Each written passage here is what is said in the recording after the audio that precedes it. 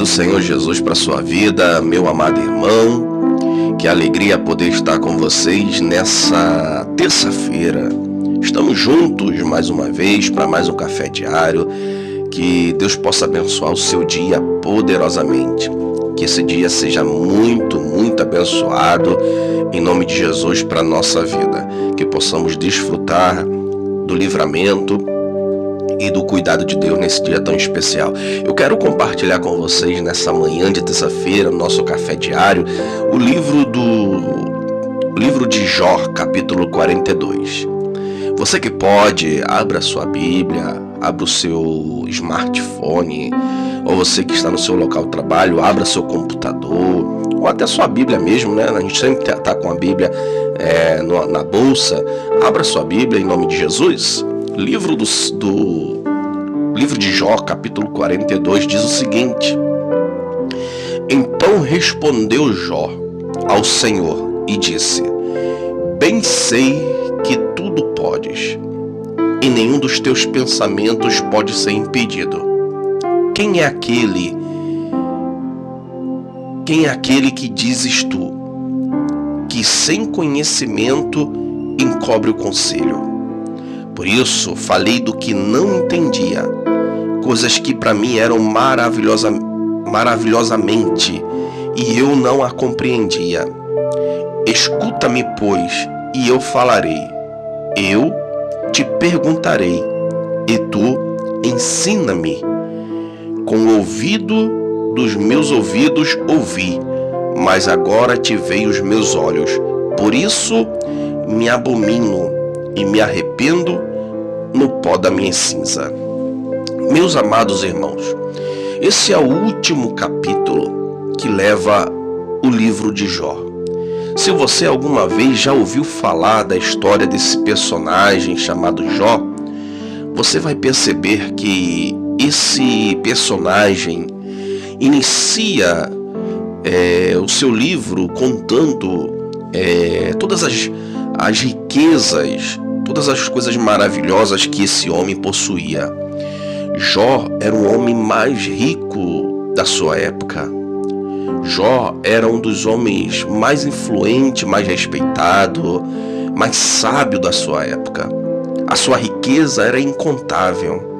Pessoas vinham de longe para receber conselho de Jó. E Jó, ele era um homem abençoador. E acima de tudo, Jó, ele é um homem de família. Muitas das vezes, nós vemos grandes homens, grandes mulheres, grandes empresários, grandes influências, grandes pessoas para a sociedade, mas muitas das vezes são um fracasso dentro da sua casa. As pessoas têm um costume de serem bem-sucedidos na sua vida particular, na sua vida privada, na sua vida profissional, mas quando entra no campo familiar são um fracasso. Mas Jó era um homem que era sucesso em tudo que ele tinha e na sua família também. Só que a Bíblia diz que Jó vai ser provado por permissão de Deus, para provar a sua fidelidade. Porque Jó entendia que tudo que ele tinha era de Deus, que foi Deus que lhe abençoou. Jó era grato a Deus, era temente a Deus, Jó servia a Deus. Só que Jó agora vai ser testado a sua fidelidade. E a Bíblia diz que Jó perde tudo, começando com a sua riqueza. Logo em seguida, ele perde os seus 10 filhos. Depois de perder os 10 filhos, Jó, ele perde os amigos. Jó, ele tem até a sua esposa que lhe vira as costas. E Jó, ele agora contrai uma enfermidade que a Bíblia não fala os nomes. Alguns especialistas da medicina atual, da medicina contemporânea, sugerem nomes para aquele tipo de doença. A verdade é que nós conhecemos como lepra, E a lepra que nós conhecemos é hanseníase, Que hoje tem tratamento, mas naquela época não existia. A pessoa era literalmente comida viva. Então Jó, ele está agora no fim da sua vida, e mesmo assim tendo perdido tudo, a sua família, os seus filhos, a sua riqueza, os seus patrimônios, tudo. Quando a sua mulher diz para ele: Jó, clama a Deus, ora a Deus, porque quem sabe a própria esposa de Jó dizia: eu não aguento, Jó, te ver sofrer, eu não aguento mais te ver nessa situação. As pessoas passam e sentem o fedor das suas feridas. Até alguns textos aqui do livro de Jó diz que Jó, quando ele ia mastigar, ele sentia gosto amargo na sua boca. Ou seja, Jó tinha até no céu da sua boca, dentro da sua boca, ele tinha ferimentos, ele tinha contraído doença que estava porulando mau cheiro e gostos horrível dentro da sua boca. Eu não quero aqui estragar o seu dia e nem o seu café da manhã, mas eu quero dizer para você, irmão, que há coisas que acontecem na nossa vida que são inexplicáveis humanamente. Tem pessoas que vão ao hospital e quando chega no hospital, o médico simplesmente olha e diz: olha, não tem nada, o exame está tranquilo, você não tem problema nenhum. Mas dentro de você, você sente que tem alguma coisa fora do lugar. Você sente que as coisas não estão indo bem. São guerras espirituais que nós não enxergamos. E Jó está enfrentando guerras espirituais que ele não consegue explicar. Jó não consegue entender o que está acontecendo na sua vida, mas mesmo sem entender, Jó, ele diz: o Senhor me deu, o Senhor tomou. Bendito seja o nome do nosso Deus. Eu sei que é difícil declarar esse tipo de palavras quando você tem uma vida confortável, tem um trabalho, tem tudo tranquilo e de repente tudo sai do controle. A primeira coisa que nós indagamos quando nós somos cristãos é: aonde está Deus? Por que Deus, que promete na sua palavra cuidar dos seus filhos, não está vendo o que está acontecendo? Preste atenção, querido. Deus tem as suas maneiras de trabalhar e muitas das vezes não conseguiremos entender e não conseguiremos explicar. Quando nós entregamos a nossa vida para Deus, precisamos entender que haverá momentos em que nós nos sentiremos como os discípulos de Jesus se sentiram dentro daquele barquinho, sendo atingido pela tempestade que assombrava aquele barco no mar da Galileia. Há momentos em que as águas estão tranquilas, você atravessa de um lado para o outro, tudo na paz. Mas há momentos, irmãos, em que as coisas saem do lugar. Nós perdemos o controle das coisas. Nós não conseguimos explicar porque as coisas estão da maneira que estão. Mas isso não significa que Deus nos abandonou. Isso não significa que Deus ele nos abandonou. Na verdade, Deus está provando se nós verdadeiramente estamos confiando nele ou se simplesmente estamos falando aquilo de boca para fora. Precisamos entender que tudo que nós falamos, nós seremos um momento provado por aquilo. Se você fala para as pessoas confiarem em Deus, se você fala para as pessoas acreditarem em Deus, se você fala para as pessoas que precisam ter fé em Deus, significa que quando você é aprovado, você continua sendo crente, você continua firme, você continua crendo em Deus. E é por isso que Deus ele nos prova, muitas das vezes permite a aprovação, para que as pessoas vejam que aquilo que a gente fala não é só de boca para fora, que aquilo que a gente fala, a gente vive verdadeiramente, que a gente confia em Deus plenamente, independente se Ele vai nos colocar no meio do furacão ou não. E Jó está passando pelo meio desse furacão. Jó passa por sofrimentos inimaginados que talvez o que eu e você passaremos a vida inteira não é nada comparado. E às vezes nós nos apavoramos tanto com coisas tão pequenas.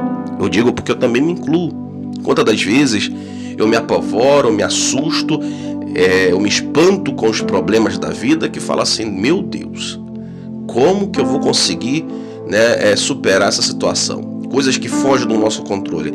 Mas o que Jó passou, irmão, foi guerra espiritual realmente. E excluindo aqui também, tá, que existem coisas que nós passamos em nossa vida que é consequência nossa, são escolhas nossas, escolhas ruins que nós fazemos para a nossa vida. Então, meus amados irmãos, quando chega no capítulo 42 que nós lemos, nós vamos ver que Jó, ele declara, olha o texto que diz, o último capítulo do livro de Jó. Ele diz, então respondeu Jó ao Senhor. Isso aqui agora é uma conversa entre Deus e Jó, porque enquanto Jó estava sendo provado, Deus estava em silêncio. Há momentos em nossa vida, querido, que as provações virão e parece que Deus não está vendo, parece que Deus não está fazendo nada e que Deus está em silêncio.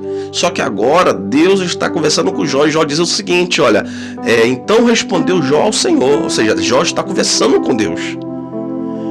E no final do capítulo, ou seja, há momentos em que Deus só vai te responder, só vai te encontrar lá no final da provação, quando você se manter firme e confiando nele. Versículo 2 do capítulo 42. Bem sei eu que tudo podes, e nenhum dos teus pensamentos pode ser impedido. Jó declara, irmão, que nada do que Deus quer fazer pode ser impedido. Nada do que Deus tiver vontade de fazer pode ser impedido. O poder de Deus não pode ser impedido. A vontade de Deus não pode ser impedida. O que Deus quiser fazer com os homens, Deus não precisa pedir permissão. Deus, ele faz o que ele bem quiser. A vontade de Deus é soberana e quem é o homem para questionar as suas vontades? Deus, ele faz o que ele quiser na hora que ele quer. Porque Deus, ele é soberano. Porque Deus, ele é eterno. Porque Deus, ele é todo poderoso. Porque Deus, ele tem todo o poder. Porque ele é o soberano de todas as coisas. Nada pode ficar fora do alcance da vontade de Deus. Por isso você, meu amado irmão, que está nesse momento sendo provado, está sentindo angústia em seu coração, eu quero lhe declarar uma palavra em nome de Jesus nessa manhã de terça-feira, para nós encerrarmos esse café diário e fecharmos com chave de ouro. Nada está fora do controle da vontade de Deus. Tudo que você está passando, tudo que você está sentindo, Deus está no controle de todas as coisas e há um propósito estabelecido nos céus para todas essas coisas. Nada está perdido, Deus está trabalhando ao seu favor. Está chegando o momento em que tudo que você está sentindo e passando terá uma resposta vinda da parte de Deus. E para nós encerrarmos, o capítulo diz o seguinte, o capítulo 4: escutei-me, pois eu falarei, e eu te perguntarei, e tu me ensinarás. Com ouvidos te ouvi, mas agora os meus olhos te veem. Ou seja, Jó declara que ele só vai entender e só vai conhecer a Deus verdadeiramente dentro daquela tempestade que ele viveu. Jó vai dizer, agora eu te conheço, antes eu só ouvia falar, antes eu servia ao Senhor só de ouvir falar, fazia sacrifícios, cultuava, louvava, mas agora eu tenho uma experiência contigo. As tempestades que Deus muitas das vezes permite na nossa vida é para nos ensinar, é para nos moldar, é para nos lapidar, é para nos transformar em pessoas mais santas e consagradas a Ele. Que nós possamos, querido, não questionar, mas dizer, Deus, cumpre em mim a tua vontade. Ô palavra difícil. E se nós fizermos isso com tanta convicção, nós vivenciaremos o que Deus tem para cada um de nós. Então não ache que está tudo perdido, não ache que está tudo fora do controle. Tá meu, eu perco o controle. Mas o Deus que eu sirvo está no controle de todas as coisas, né? Que Deus te abençoe, porque Deus está no controle da minha e da tua vida. Que Deus te guarde, que Deus faça resplandecer o seu rosto sobre nós e tenha misericórdia de nós. E que o Senhor levante a luz do seu rosto e nos dê a sua paz.